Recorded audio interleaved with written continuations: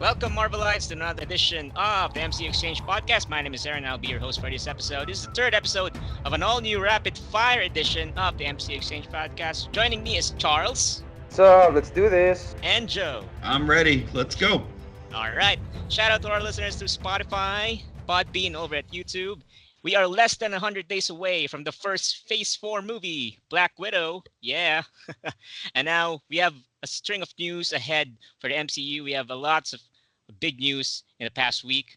And now we're going down the rundown. First news, first up is the recently confirmed Captain Marvel sequel is a go for Marvel. And it has a potential 2022 release date. And it eyes a female director or a new director. It would either be a female or male. And it's one thing that is confirmed. It's a present day setting. Charles, there are so many things to unpack. Can you help us out here on what to expect for this Captain Marvel sequel? Well, the biggest thing that stood out to me as soon as this news hit the air was the fact that they're getting a new director. The present day stuff was sort of expected, I guess. I mean, I don't want to see another prequel set in the late 2000s. I want to see a Captain Marvel story where the MCU is currently, which is like the modern day, present day, 2023. But with regards to the director, I mean, Anna Boden and Ryan Fleck, for me, never really made their mark on the film. Mm-hmm. Looking back a year after the film came out, I'm sort of very lukewarm on it. It's not amazing. It's not bad either. Um, as It's at far the as middle. origin story goes, it's okay. It's middling. So I want someone to make their, I guess, stamp on it that's unique and different. Want someone with a different vision for it. But for the 2022 release date, it's like what, 2 years from now? That makes sense. Yes. If they're preparing the script now, they're putting it in development. That makes Mm. sense. Mm-hmm. I am curious what the One Division writer is gonna bring. Like they got one of the writers of One Division to do the script. Good for them to keep it in house. I want to see what comes out of it. So yeah, pretty good news. Okay, and I think Captain Marvel will benefit from a new director. Given that how Taika Waititi changed Thor in Thor Ragnarok. I see. I, Mm. I would love that treatment. Like, I'm not expecting to see Taika there, but I would love to see that a fresh new take for the Captain Marvel character in her sequel. Joe, what do you think? Given that this is a present day setting, will Nick Fury return? What do you think? Will he play a role in this movie? I mean, there have been rumors circling around that it would be some sort of secret invasion inspired story, so that would make sense given the post-stinger from Far From Home, Mm-hmm. where he was involved with the scrolls. But at the same time, I think the biggest challenge will be is this. I think they need to focus more on the Kree Skrull War in general because we pretty much now went from the 90s to 2023, and we're missing so much story here about her fight with the scroll protecting scrolls and the Kree. That's really difficult to say how they're going to bring that together while also tying into Endgame. So either they're gonna go in and have flashbacks. We don't know if it's gonna be a very space focused story this time around, Oh which yeah. I think with a new director would be a much better approach to just get her out into space. Because we still don't even know when Guardians of the Galaxy is coming back, and we know that there's a stronger focus on space-centric stories moving forward. So it'll be really interesting because I think it also kind of depends on who they get as a director. And I really like the rumors or a lot of people wanting to see Deborah Chow, who did a few episodes of The Mandalorian and the Obi-Wan Kenobi show. Mm-hmm. I think we could see a lot of potential with that. Well, for me, a big loss with this present day jump is that we're not gonna get to see Ronan. I mean, in Oh yeah. retrospect, Yeah. that's sort of like weird tease at the end of Captain Marvel, where Ronan That was sort left of hanging. vows. Yeah, it's like what are they gonna do with that now? It's like You as a did. huge Ronan fan, I was sort of hoping they would redeem him in Captain Marvel, but we didn't get that either. So I guess Yeah. that's left up in the air unless they do like a flashback where Carol fights Ronan. But yeah, you're right, Joe. I do wanna see what happened to the Kree. What happened to their beef with the Skrulls? What happened? Did Carol resolve it? Did she save the Skrull race in present day? I don't know. There's so much question here. A lot of backstory to fill, but I'm glad it's in the present day.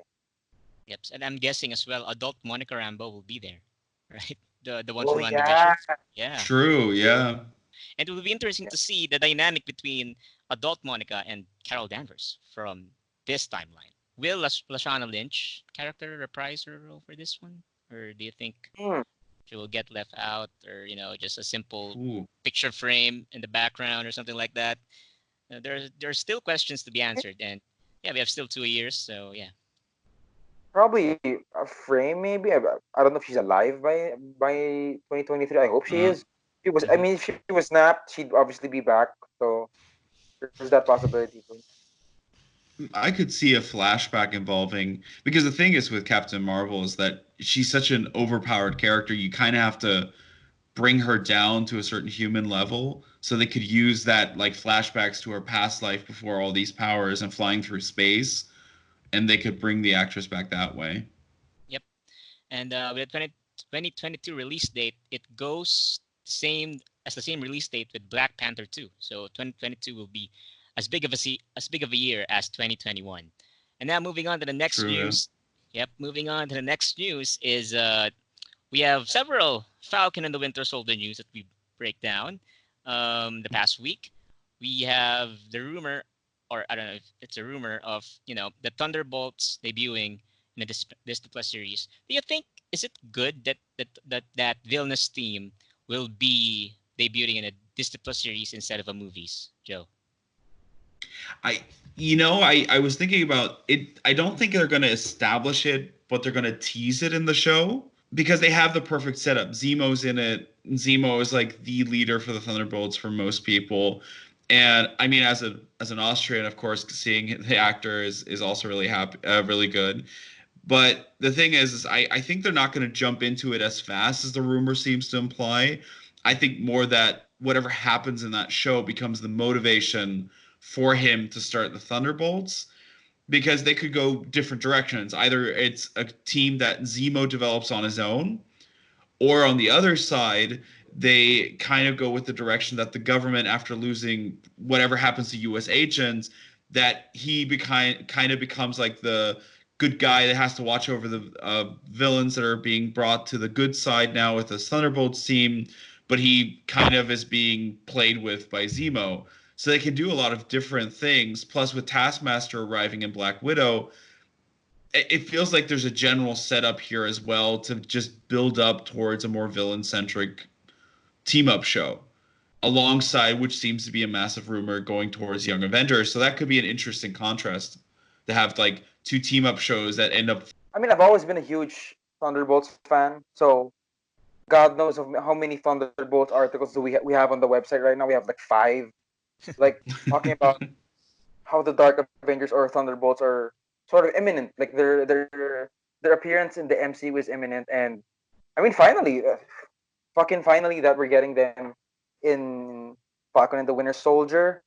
Um, there is a lot of question to be asked about how are they gonna fit, like with U.S. agent. It kind of seems like in those set photos with Zemo and Sam and Bucky, it's kind of like they're all hanging out together.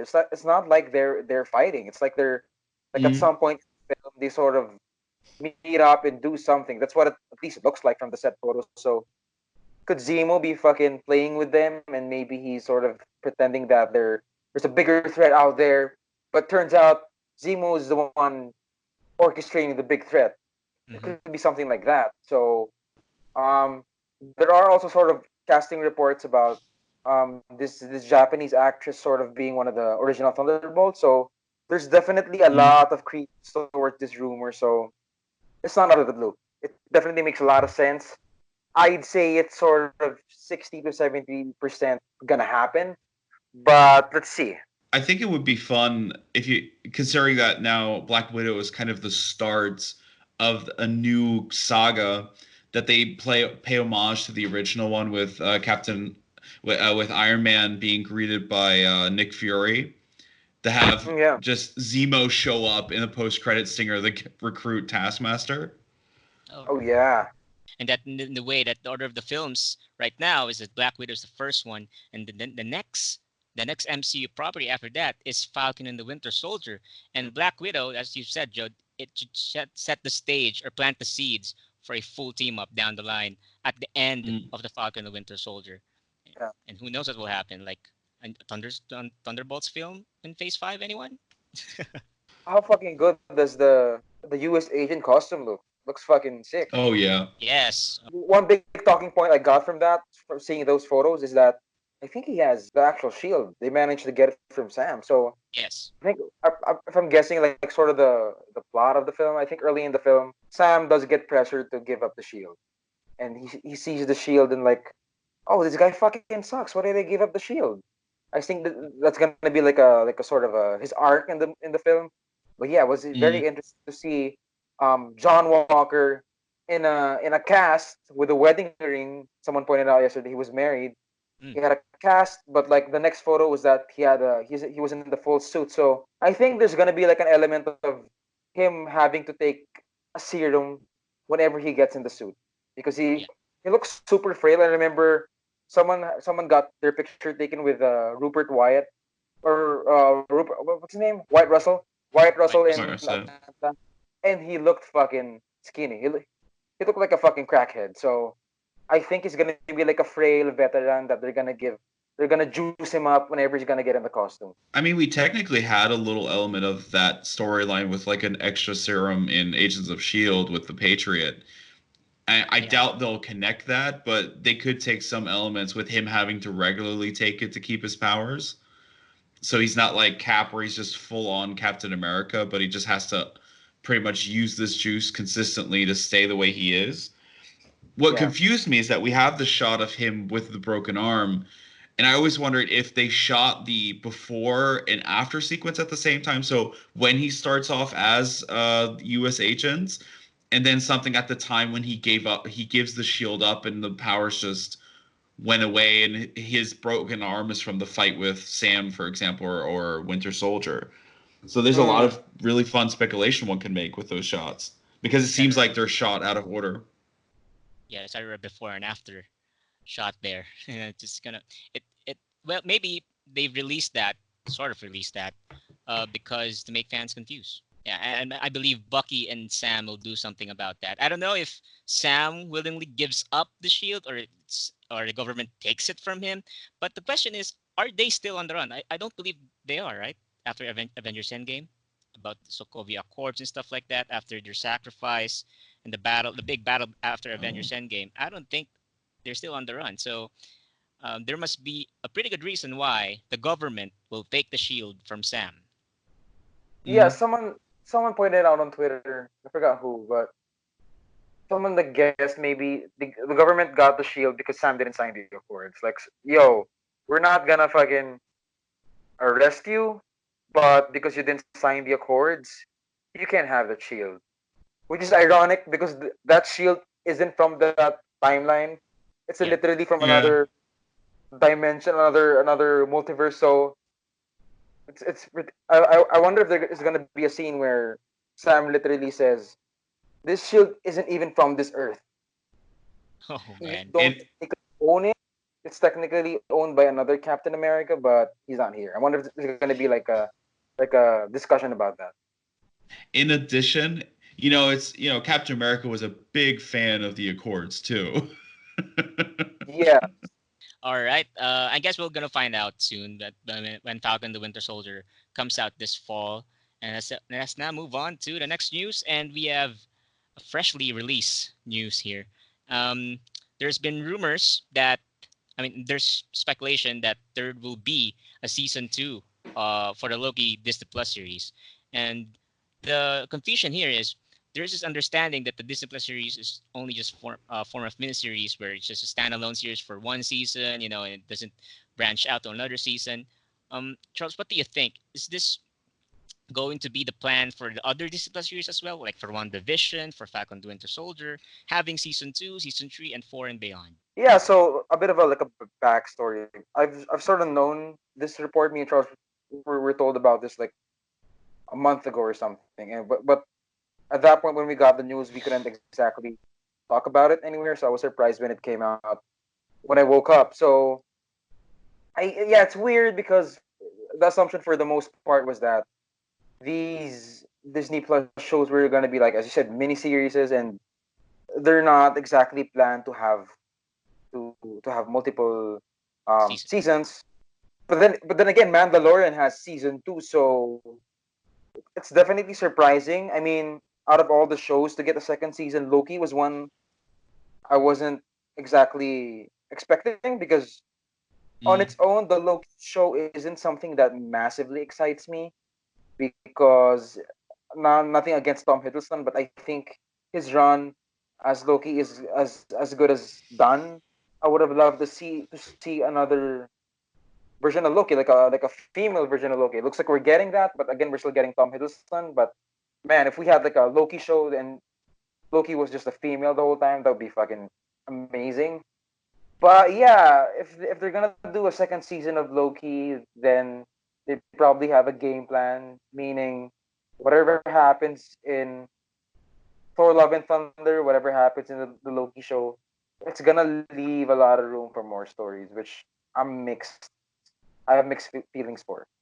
I think what they should avoid is having Loki become a key player in Love and Thunder because he already had his run with Thor. While it would be fun to see them back together, I think it would not that it would take away from the emotional gut punch that is the Infinity War opening, but it just kind of it's off because we know that it's like a time traveling alternate universe version of the character. So and then we also know he's going into the Doctor Strange sequel where he potentially could end up in the main timeline or however we want to call it, but it's a little odd. So what does that mean for the second season? And I agree, we already have like teases of Kid Loki and Lady Loki. So will we even have Tom Hiddleston as Loki returning in the second season? It's really interesting because all we know is like there's a season 2 planned, but that's about it. And you can do so much speculation on that. It's kind of it'll be interesting to see moving forward. Yeah, and the thing is, if season 2 happens, there's this question that will this be the kind of storytelling for the MCU moving forward, that all of the shows that we have will be continue to be add up by other shows, and then it will be like, like um, the other brand, like they have several storylines Yeah. coming together. I don't want to see a second season of Falcon and the Winter Soldier because I want them to Yeah. have their own movie. I want them to transition to a big film where it takes place after the events of Falcon and the Winter Soldier, but in a big movie. The thing is, for me, if they start doing these multiple seasons, then everyone gets relegated to the streaming service, and then everyone Yeah. sort of loses their chance in appearing in a film because why put them in a movie? They've got like 6 hours of story to tell. I mean, that's good, but you can't beat the prestige of being in a big budget movie with 2 hours, and it's different. So I hope that not everyone gets a second season. I kind of wish Loki's the only one to get the second season, maybe because they don't have space Mm. for him in the films. But yeah, I want everyone to get a movie. Yes, same. What I'm seeing now is this Disney Plus series, it's going to be the 8th episode or 6th episode will be self-contained, like, but there will be Yeah. there will be some questions that are left unanswered, maybe for the next season or maybe for the next slate of movies, right? Mm. I mean, they could also go completely crazy because the Young Avengers seems to be a thing now and it seems to be coming, and they're introducing Kid Loki, so they could also have fun and have a child version of Loki become a Young Avenger and transition him back to the movies. And it feels like we might see a lot more team up films that brings together these characters introduced in the TV in the Disney Plus series. Yeah, what I'm saying. Also, one thing to note: if they're doing, what if the movies will be like the team up films, and the series will be like the individual character driven storylines? And that's a thing to think about, right? Okay, next up is new Shang-Chi casting news. Rosalind Chow has joined the cast of Shang-Chi, and he's being referred to as the mom. And well, if you happen to think about it, she could be the mom of Shang-Chi himself, or other character, or maybe the Aquafina character, right? I mean, in terms of like the casting news we've heard about Shang-Chi, this is sort of like the least interesting. No offense to the actress playing the mom of some character, but I think the bigger talking point here is that fucking they got Michelle Yeoh again. They're fucking doubling down on it. Again, it's the mom. I don't have anything to say about that. It could be anyone's mom. Could be some side character's mom. Could be Shang-Chi's mom. Um, Mhm.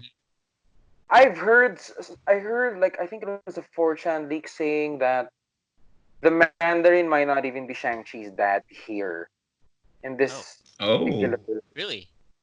Yeah, it was a 4chan leak, so who knows how fucking true that is. But it was an interesting possibility I hadn't considered. So maybe Mm. this mom sort of tells the story to Shang-Chi that, oh, this guy's your dad, but it's not really your dad, just some rich guy. Maybe it could be something like that. But yeah, it's good Not that for big of a deal. the actress. Good for the actress who's playing the mom. I think it's interesting that we're seeing a lot more double castings now, like actors that were in like minor roles, like Emma Chan, who was just like briefly in Captain Marvel, coming back for Cersei as in Eternals. So it seems like they're really looking for the actors they also already know, to push them into larger roles. And it's really interesting because I mean Michelle Yeoh was in what Guardians of Galaxy Volume 2 for like 10 seconds or something. Yes, in the So they're ending really sequence. yeah, so they're really trying to get more attention to these actors, or they're just having a harder time for minor roles. Like the fun thing now is with the character being called mom. I mean, they can go into many directions. She either is really just playing the mother characters, like the emotional anchor for Shang-Chi or Aquafina's character. I mean, there were rumors or people hoping that Iron Fist is involved somehow now that they got the technically the rights back with Marvel TV and Netflix. So maybe it's the Crane mother as well. Like they could go that direction to give her a larger role. Oh So yeah. it'll be quite interesting. Let's find out next year if it's going to be great. Next up is another news. Kind of a bit news here. Patrick Stewart confirms meeting with Kevin Feige about the future of the X-Men in the MCU.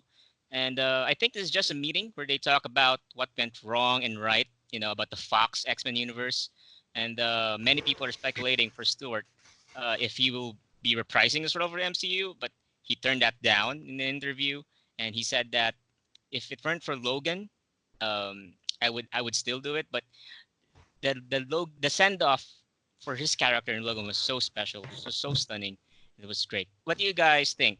Is it more about the Charles Xavier character or the X Men character in general? It's about the meeting. I don't think fucking Charles Xavier got a good send off in Logan because he gets fucking killed like halfway and violently and painfully by his closest friend. At least an image of his closest friend, the clone of Wolverine. Yeah, as for this meeting, it could be fucking about anything. It could be Kevin Feige asking about, yo, what do you think about if we do this character in the next MCU appearance? Or maybe they were just like talking, celebrating what Patrick Stewart was able to do for the character's legacy. It could be anything, but for the most part, I don't want to see again the same version of Professor X in the MCU, the same British version. I mean, fucking Charles Xavier's a fucking New Yorker. He's Yeah. an American. And I don't want to see another British accent Brit playing him in a British accent. So I hope he's not back. And it looks like he's not back. At least he's very adamant that Logan was the last one, and I hope it stays that way. I mean, I would have loved to see Patrick Stewart in the MCU, but I agree. I think first of all, it's already difficult enough that they have to try to keep this new generation of X-Men different from the previous so that people can jump into the MCU knowing these have nothing to do with the Fox films. But then to bring back Patrick Stewart, unlike like the character of J. Jonah Jameson, who J.K. Simmons brought back, we already established Spider-Man is a completely new character. So for the everyday viewer going into this new X-Men again, once again with a new Charles Xavier, but then it's all of a sudden Patrick Stewart again, I think they'll just confuse people. And we have to go that most people don't really go out of the way to inform themselves about this stuff. So some might just end up going, okay, this is weird. So how does the original X-Men lead into this? And by going a complete new direction, that helps alleviate that issue. I think he just generally, which I think is great, is that Feige looked to people that have played these characters, knowing full well this history behind it, and just kind of want to say, okay, what is your take on how we should move forward, or what is your opinion about how to change things up, or what the core message should be of X-Men and stuff like that. Yes, and it all boils down to distinction between the two universes. So that's why I'm trying to take notes of what went wrong, what went right, and it's the challenge for the MCU and how we'll make these X-Men different from the previous iterations. And we're going to see that soon, right, in the future for the MCU. And now the Mhm. last news here in the rundown is we have different set photos and set news about the Eternals, who is currently filming in London right now. And there's this one scene that's been tweeted out by a Twitter account. It's a fan Twitter account. It's called Eternal Secrets. And they heard that the fight scene is between the Eternals and the Deviants, which is confirmed to be there in the film with a recent synopsis that was discussed last week. And it's a huge event where some of the Eternals are attending alongside government officials, and it's said to be a trap for the Eternals. It's much like a spoiler, right? and uh, and this will be a one big fight scene between the two, the Eternals and the Deviants. So, Joe, what do you think of this? Uh, of the progress of the production of the film currently, given their big set pieces, big character moments so far has been revealed. What do you think? I I really feel like Kevin Feige is trying to make a dream come true with the Eternals because they're relying a lot more on practical sets. Um, and it just feels grander. And I think that's kind of the point with the Eternals because it's still such an obscure team to really give their own film. I think most people either went, "Who are they?" or they got the film. And I think that's such a great thing that Feige continues to kind of surprise us with these really out of left field decisions.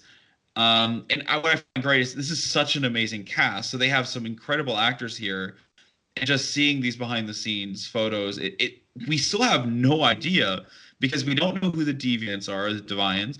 We have no idea who has been cast for the villain roles. We don't know how they'll look like, so we can't even say from the set photos. There's no idea how exactly they will fit in. Are they human-like? Are they going to be the mutated versions that they have been in the comics?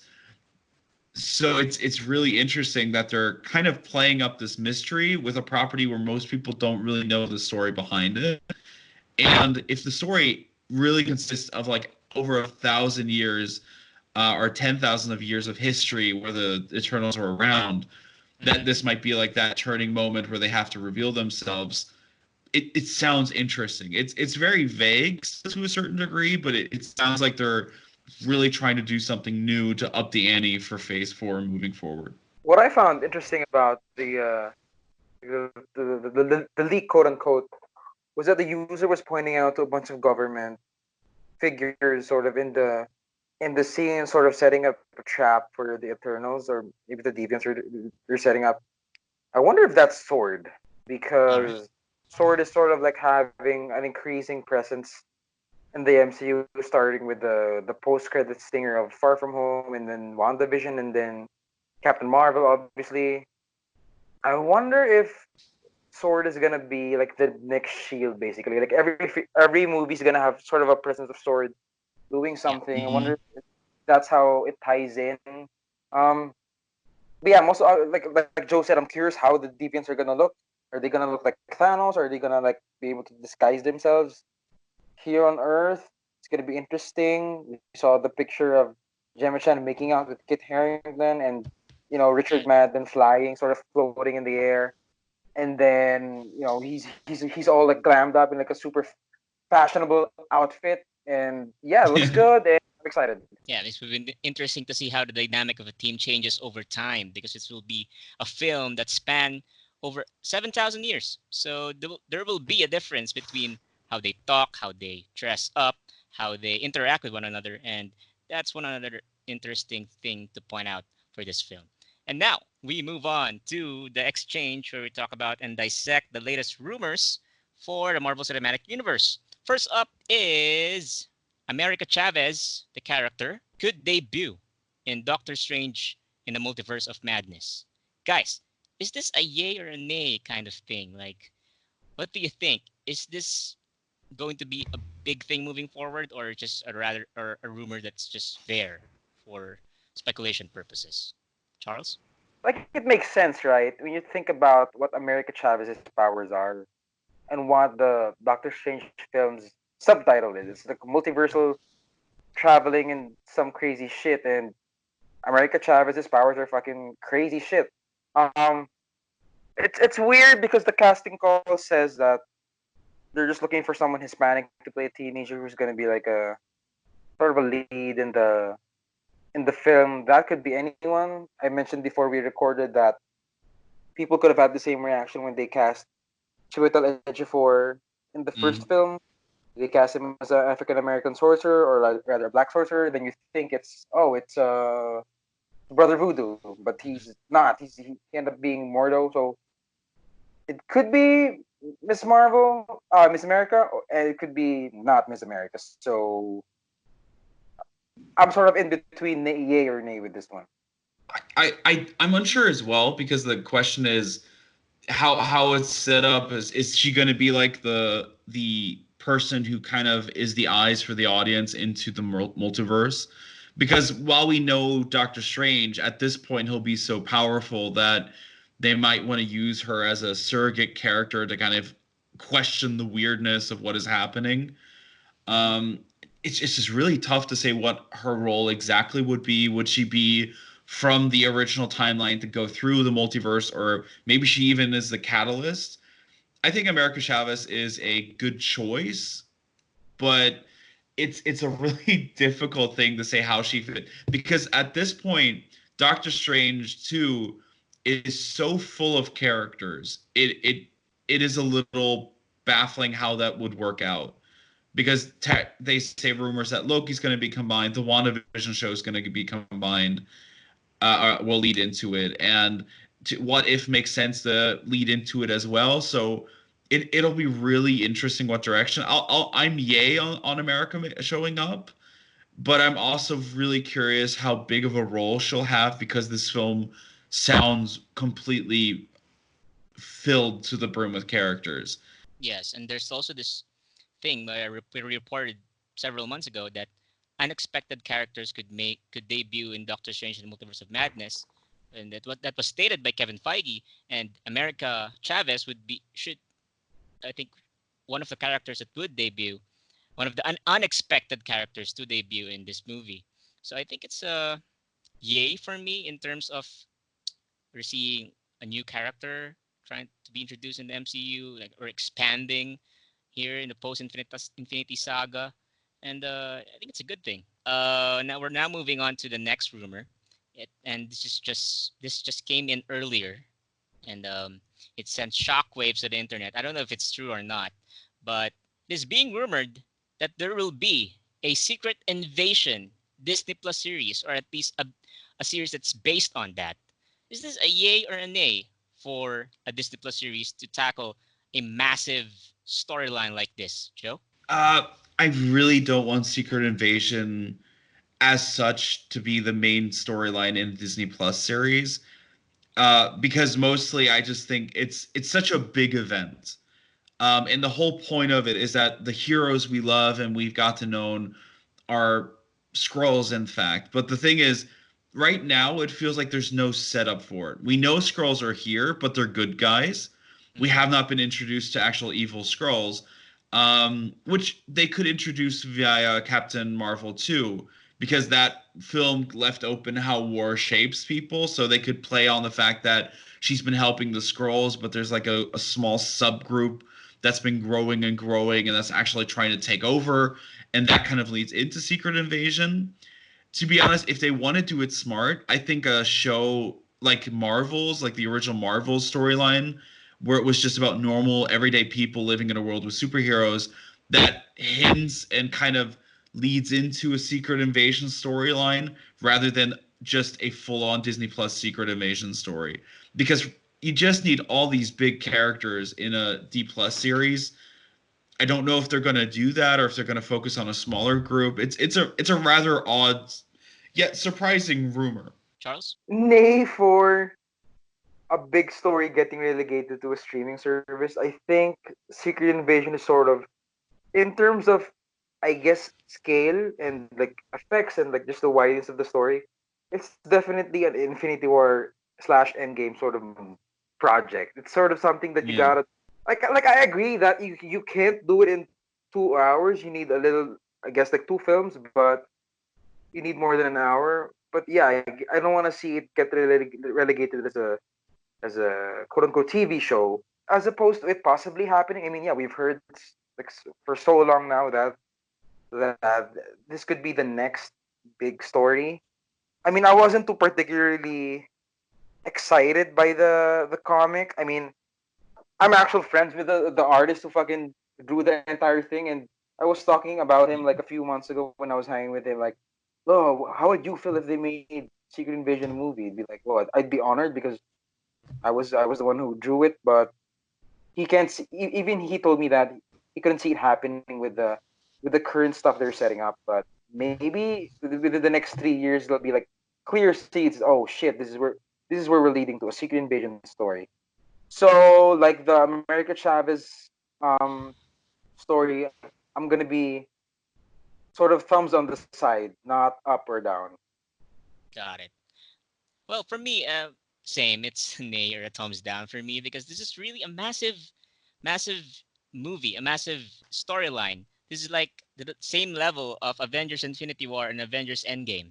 So Mm. giving it, green lighting it on a series, I know it's a risk, but that's not Marvel. That's not Marvel Studios. No, that's different. Like the events that will transpire here should has an overarching effect through the movies. And well, if they do it, if and I don't know if they will, if they do it, maybe one way would be not feature characters from the movies, do it on a smaller scale between B plus characters, and then show to the casual audience how this works. Hey, he's Skrull, he's evil, he's been there all the time, like that. But yeah, it's no, no. I give up. I'm trying to wrap around my head on this and how they will work this out in a span of 3 years or 4 years. Maybe a movie will work like the scale of Endgame and Infinity War, but a Disney Plus series, definitely not. I'm so sorry. That's thumbs down for me. So the summary, you have three thumbs down for a Secret Invasion Disney Plus series, and two thumbs up and one thumbs down for America Chavez for the rumors here for the exchange. And guys, so many news, so many big news, so many big nay rumors in the past week. And as I've said earlier, we're less than 100 days away from Black Widow, guys. We're less than 100 days away from Phase 4, which starts on May 1st. And we're going to talk about that sooner rather than later. Give a shout out to our listeners over at YouTube. You can follow us on YouTube. That's MCUExchange. And you can also listen to our podcast there. You can also follow us on Twitter. That's at MCUExchange. You can also follow us on Facebook. It's facebook.com/MCUExchange for all the latest news, rumors, and breakdowns for the Marvel Cinematic Universe. You can follow me on Twitter. It's Aaron Chino. That's AERONCHINO. Charles, your Twitter? You can find me on Twitter at CFS Villanueva. How about you, Joe? You can find me at thatalbel, THATABERL. On that note, this has been a rapid fire edition of the MC Exchange podcast. Thank you so much for listening, and we're out, Marvelites.